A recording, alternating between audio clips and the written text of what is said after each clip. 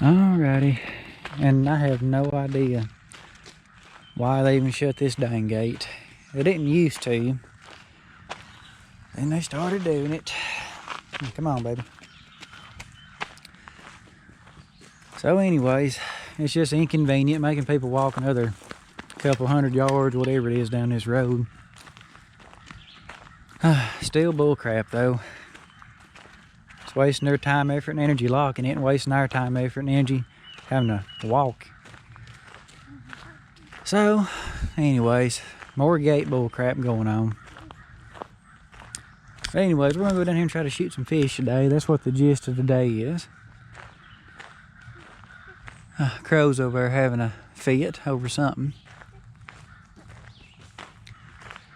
Anyways, I got these little boxes on the side right here too. I don't know what these are.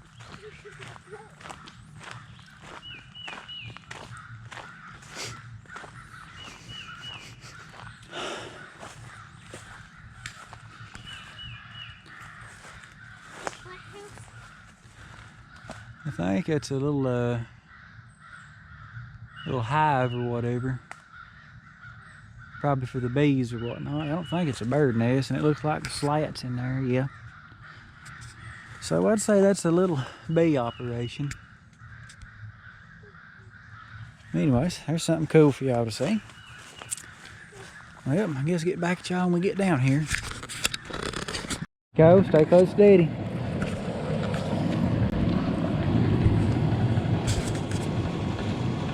Alright, now hold my hand, baby. Come over here and hold my hand. Now you gotta stay with Daddy now. Let me get a good hold on you. This ain't no joke.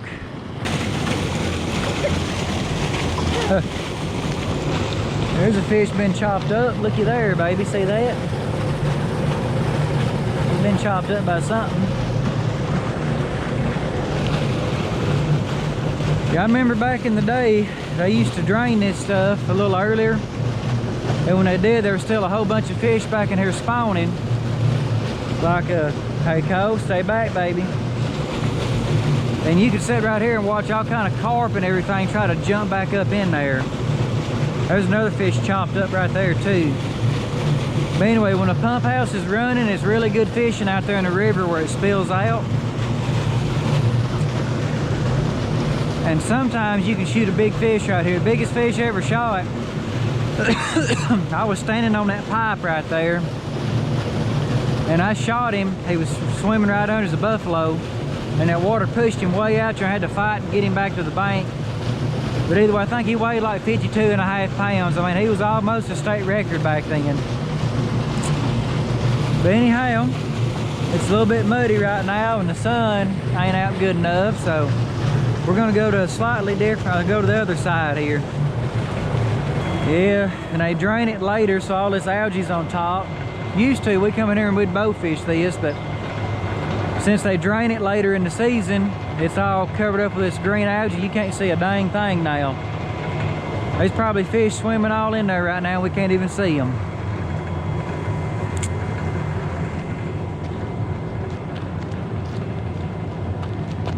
What in the world? That's a hoof off something. What in the world? It ain't no deer hoof neither. Huh, that's weird. And that's what we're here for.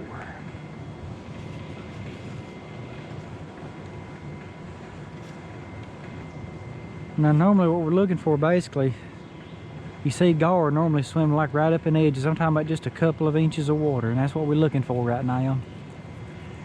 But sometimes you also catch a scaly cat, and scaly cat are weird when you're bank fishing. They like to sneak up on you and take a look at what y'all are. There's a what, Cole? No, it's just ripples, baby. It ain't no fish. But anyways, they're real sneaky. I've had them before seemingly come out of nowhere. Just kind of like, just morph up in the boom. There they are, just looking at you. It kind of takes you by surprise when you're looking way out in there, but anyway, when you do this bank fishing type stuff, you mainly run into gar, but you know, some other things do opportune themselves every once in a while. Ooh, here we go, here we go. Cole, don't move, baby, don't move. Oh my goodness. Oh, I can't believe it. Was there a bird up there or something? Coconuts. Oh, right there. There's a floater. Floater up on that limb. That's where somebody made a unfortunate cast at. Yeah, it's a floater, baby. Ain't no coconut. Man, I'm seeing 2 ripples up there now. Oh, there's a gar. Nah, I went right under him too. Okay. Alright. I'm starting to understand.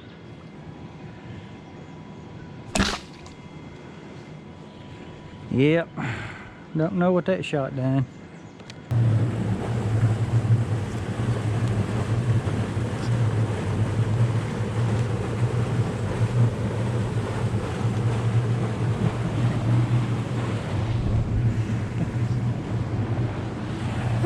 And that is why you look where you're stepping.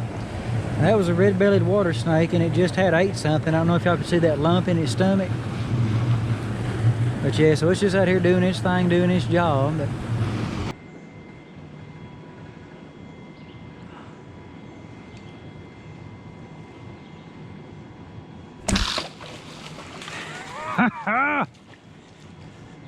yeah.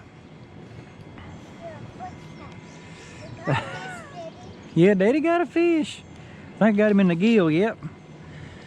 It's about daggum time. Yeah, look at that. Yeah, look at this fish, baby. That's a gar. Daddy got one. Oh man, I don't know where I hit him. I ain't never seen one bleed like that, I don't think. Woo! Looky there, feller. We got a fish.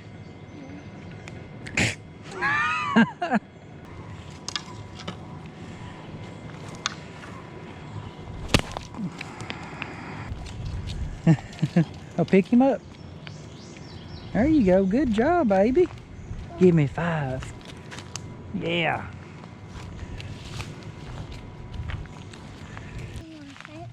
Oh, you want to tote it, or you want Daddy tote it? Let Daddy hold it. Okay, well here, I'm gonna let you tote the bow then. There you go. You wanna hold the bow? That's Daddy's bow. There you go. Now come on. There you go.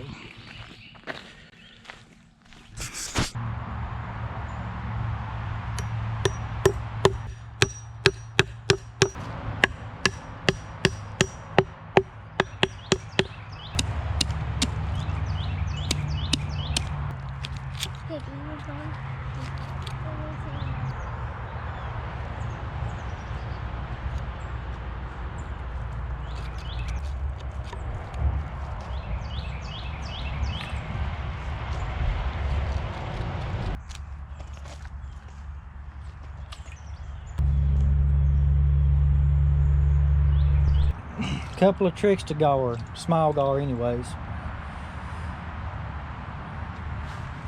One, you seen how we flayed them and everything, just no big deal there.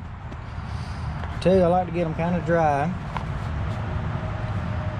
and cut them into chunks. Now a gar, this ain't hardly red yet. This is kind of an orange, so this ain't gonna be bad fishy. But anyways, a gar, he does have those little extra pieces of almost sinew type stuff in him, which ain't bad. It's edible, and it ain't too untender, but if you leave it completely whole and together like that, it might become a slight issue. So the best thing you can do is come back and cut them into small chunks like this if you're going to eat them in fillet form. Now I think I've seen one guy on YouTube, he'd literally take them and he'd scrape them down and he would get the meat off of them like this, which would leave behind a lot of the sinew stuff. And he'd make gar balls out of that. So if you just actually take the fillet and just spend countless minutes doing scraping it, you could end up with some perfectly boneless good meat. But anyways, I'm just gonna chunk them up. But anyways, after that, the better way of cooking fish is go ahead and double dip them or single dip them in egg mixture, egg and milk mixture. Put them in that first, put them in the fryer, back and forth, whatever. I ain't got eggs right now, so I'm going to skip that step, but I'm going to show you how to super batter a fish.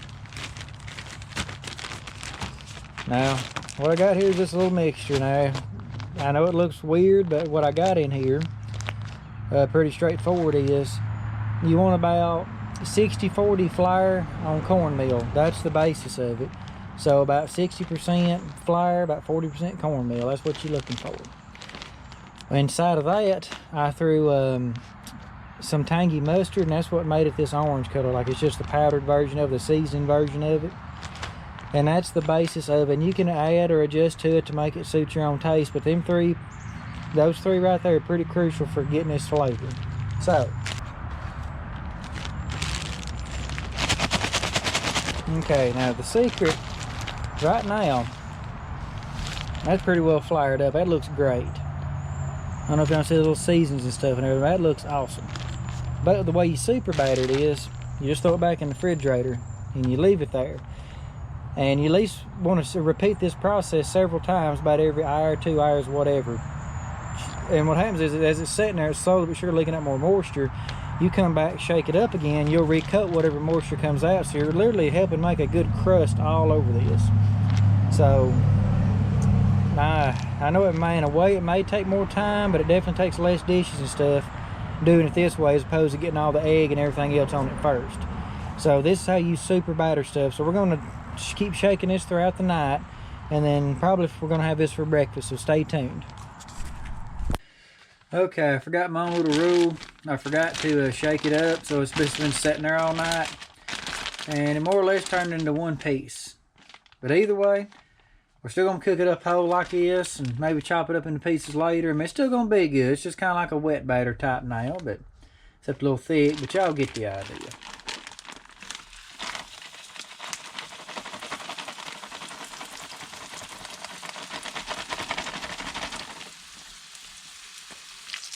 Normally don't do this with a plastic utensil, but here we go.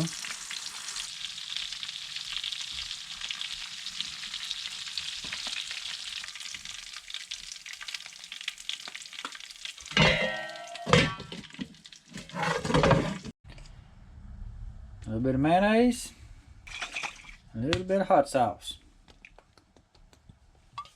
and just mix that crap up.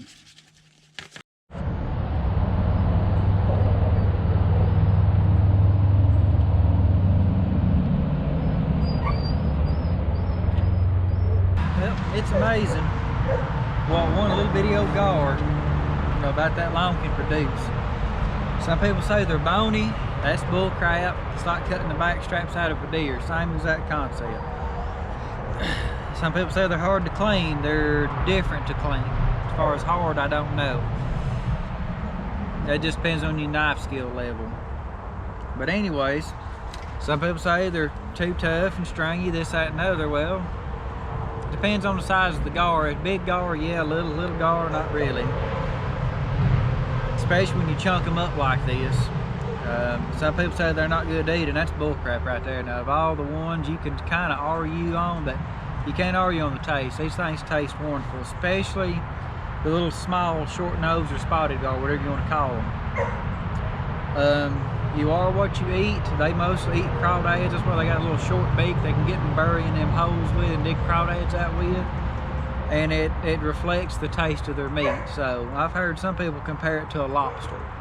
I don't know, but I do know it's some good stuff. A little bit of that dip there.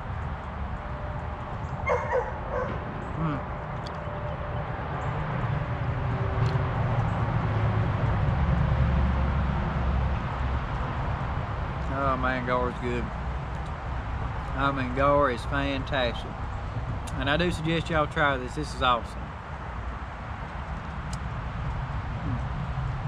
And that's not no exaggeration. If it was crappy, I'd tell you.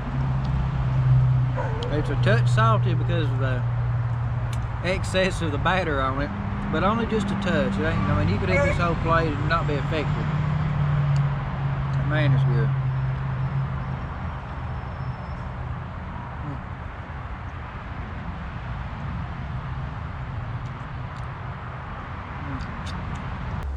But anyway, I'm gonna finish up my breakfast. So, if y'all happen to catch a little short nosed gourd or something in the future, give it a try. It's worth your time, I promise you. But either way, y'all have a good day. Hopefully y'all enjoyed all that.